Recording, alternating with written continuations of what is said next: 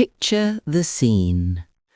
A quiet British street sits under a sky the colour of cold steel. Milk bottles wait patiently on frosted doorsteps until the milk inside them hardens into solid white pillars. Coal fires spit, cough, and finally surrender. And the streets, normally alive with footsteps, gossip, and the hum of daily life, are so silent you can hear your breath turning to mist, then to ice. This wasn't winter. This was winter with a capital W. The winter that swallowed Britain whole. The winter that froze a nation and carved its memory in frost. The Great Freeze of 1963. For almost 3 months, the United Kingdom became a battlefield, human warmth against a world gone Arctic. A showdown fought with wall socks, stubborn humour, broken shovels, and tea brewed from melted snow. The deep freeze began. It began the way all great British disasters do, quietly, inconveniently, and right after Christmas. Late December 1962. People noticed the air had a bit of a bite to it, a chilly nip. Nothing dramatic, certainly nothing headline-worthy. Then the snow arrived, and arrived, and arrived. By New Year's, temperatures had plunged below -15. Roads vanished. Fields turned into white deserts. Entire towns became isolated islands surrounded by snowdrifts the height of a man. The BBC made an announcement, calm, polite, and utterly understated. It may be rather cold today. Behind those clipped words, the worst freeze since 1795, and the nation suddenly realised, this is not normal. This is not leaving anytime soon. This is something else. The world outside turns hostile. Coal deliveries stopped. Lorries frozen in place like metal sculptures. Water pipes burst in great cracking roars that echoed through empty streets. Milk froze before anyone could fetch it, and children awoke to a sight straight out of a ghost story. Icicles hanging from the inside of their bedroom windows. Not outside, inside. Long enough to look like fangs. You'd scrape frost off the glass just to see the sun, a pale disk barely warming the sky. Mothers rolled towels under doors, stuffing every draught. Fathers marched out to clear the drive, armed with a shovel and misplaced optimism, and returned defeated. Every footstep made the sound of breaking glass, and sometimes in the stillness of night, the snow itself groaned, cracking like something alive. Britain slams to a halt. Trains froze in their tracks. Passengers sat shivering in darkened carriages, wrapped up in newspapers that barely protected them. Some waited through the night, breath misting the air. Even the mighty steam engines, icons of an era, surrendered. Their water tanks froze solid. Cars disappeared entirely under white mounds. Motorways shut down for the first time in history. A journey of 10 minutes became an expedition. People walked miles through waist-high drifts just to queue for bread, only to find the bakery frozen shut like a time capsule. And yet life continued, because this was Britain. The postman marched on, wearing shorts. Shorts! Knee-deep snow, frozen winds, irrelevant. Tradition is tradition. Neighbors knocked on doors to check in. Strangers helped push snow-buried cars. And through every hardship, someone, somewhere, made tea, even if the kettle had to be filled with melted snow. Britain slams to a halt. Trains froze in their tracks. Passengers sat shivering in darkened carriages, wrapped in newspapers that barely protected them. Some waited through the night, breath misting the air. Even the mighty steam engines, icons of an era, surrendered. Their water tanks froze solid. Cars disappeared entirely under white mounds. Motorways shut down for the first time in history.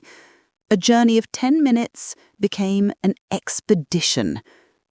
People walked miles through waist-high drifts just to queue for bread, only to find the bakery frozen shut like a time capsule.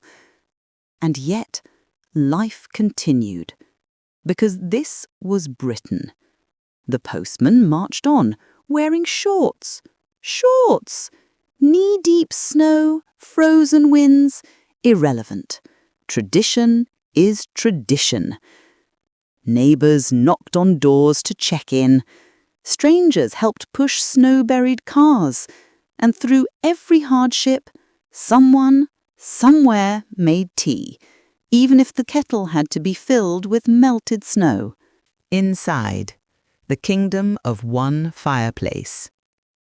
Central heating was a distant dream.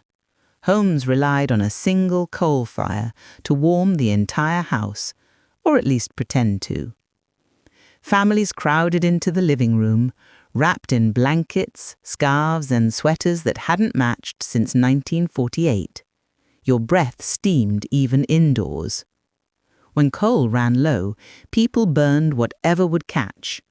Old newspapers, broken furniture, wooden crates, the good chair that no one actually liked. The scent of coal and desperation drifted down every street. The evenings grew eerie. Power cuts plunged cities and villages into blackout. Candles trembled on windowsills. The only sounds were the ticking mantel clock, the whistling wind, and the slow, unsettling drip of thawing frost. Children toasted bread on fireplace forks, one side charred, the other side stubbornly uncooked. Parents layered everyone like onions. 2 pairs of socks were a luxury item. Schools shut. Chaos begins. When schools finally closed, the nation's children rejoiced like prisoners being released. The world outside became a massive playground. Snowball fights erupted everywhere, no rules, no mercy. Sledges were fashioned from biscuit tins, baking trays, or whatever Mum didn't hide fast enough. Kids returned home soaked, frozen stiff, and laughing as if they'd won the lottery. Parents didn't ask if they were safe, only, "Where are your gloves?" Lost. "Where is your hat?" Also lost. "Where's the baking tray?" About that. Every street had at least one snowman, each one vaguely sinister, leaning sideways, watching. By day 2, children built igloos and declared them warmer than the house. Humour, Britain's secret heat source. Even as pipes burst and coal ran low, humour flourished. Newspapers printed cartoons of penguins waiting for buses. Radio comedians joked about snowmen collecting ration books. And the BBC, ever composed, said simply, "More snow is expected. Motorists are advised not to." Not to what? Drive? Breathe? Leave the house? No one knew. Pubs became the social heart of frozen towns. The beer was practically frozen, but the laughter warmed the room. If you found a place by the fire, you stayed there, mostly because you couldn't feel your feet. The dark side of the freeze. Behind the humor lay real hardship. The elderly struggled to stay warm. Hospitals overflowed with cases of frostbite, pneumonia, and hypothermia. Doctors fought their way through snowdrifts, bags frozen, faces numb, making house calls like Arctic explorers. Factories shut down. Shops closed. Thousands found themselves out of work and out of heat. Britain was still recovering from post-war poverty, and the winter tested every step of progress. Yet the nation didn't break. Communities rallied. Church halls became shelters. Neighbors shared food, blankets, and warmth. People who barely nodded to one another before were suddenly sharing fireside stories deep into the cold nights. In the darkness, humanity glowed warmer than any coal flame. The frozen sea and the haunted countryside. Along the coast, the unbelievable happened. The North Sea froze. Fishing boats became trapped in ice, harbours transformed into still, glassy mirrors. Inland rivers turned solid. Families walked across surfaces that hadn't frozen in centuries. Ancient waterways frozen in time. It was beautiful and eerie and deadly. Farmers watched helplessly as livestock froze where they stood, tens of thousands lost. The countryside became a silent, glittering wasteland, breathtaking by day, almost supernatural by night. Icicles hung like crystal daggers, snowdrifts swallowed hedges and phone boxes, and in the stillness, you could hear your own heartbeat. An unlikely contrast. Britain freezes, music heats up. While the nation shivered, something extraordinary was happening across the Atlantic. In February 1963, a young band recorded a track called Please Please Me. By the time the thaw came, the Beatles were exploding across America.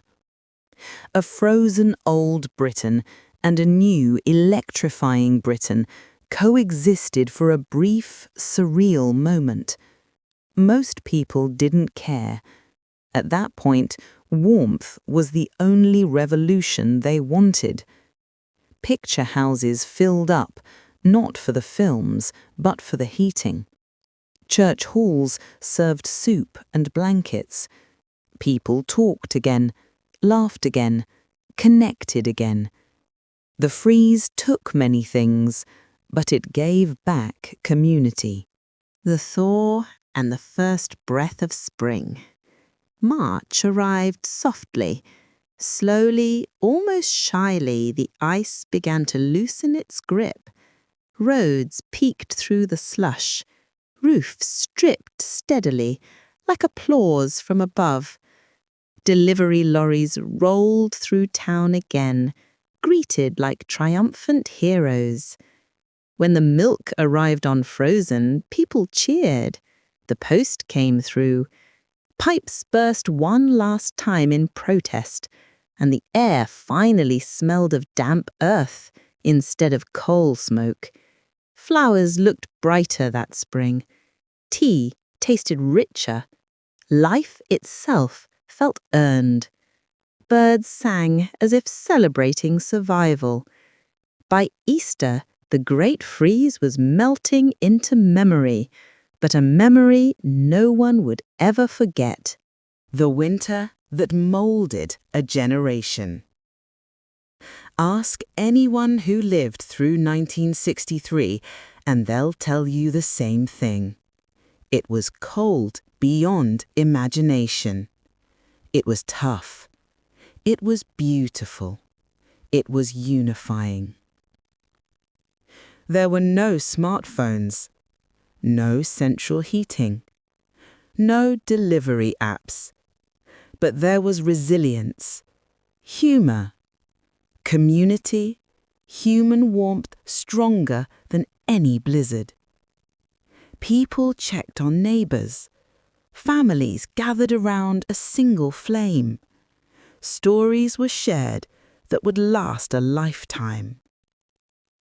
Because the Great Freeze wasn't only about enduring cold, it was about discovering warmth, the kind that comes from people, not radiators. It didn't defeat Britain. It defined Britain. A nation that complains endlessly about the weather, but never lets it win.